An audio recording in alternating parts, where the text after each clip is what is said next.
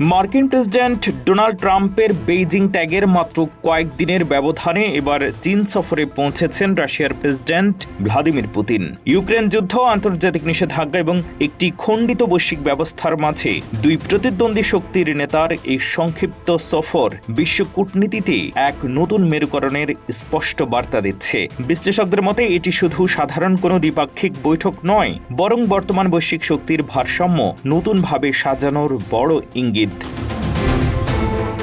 Ukraine যুদ্ধ শুরুর পর থেকে পশ্চিমা অর্থনৈতিক ও রাজনৈতিক নিষেধাজ্ঞার কারণে মস্কো এখন বেইজিংয়ের উপর চরমভাবে নির্ভরশীল হয়ে পড়েছে। তবে দুই দেশের এই সম্পর্কটি মোটেও সমান বা সমান্তরাল নয়।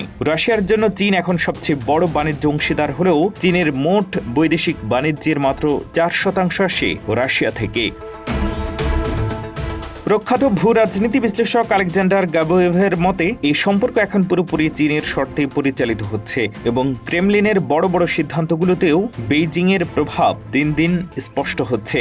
বর্তমানে ইরান যুদ্ধ এবং মধ্যপ্রাচ্যের হরমুজ প্রণালী ঘিরে তীব্র অস্থিরতার কারণে চীন তার জ্বালানি নিরাপত্তা নিশ্চিত করতে অত্যন্ত মরিয়া। আর তাই পুতিন শির এই বৈঠক power of Siberia 2 gas pipeline প্রকল্পটি সবচেয়ে বড় অগ্রাধিকার পাচ্ছে, যার মাধ্যমে রাশিয়া থেকে বছরে 50 বিলিয়ন ঘনমিটার গ্যাস সরাসরি স্থলপথে চীনে সরবরাহ করা সম্ভব হবে।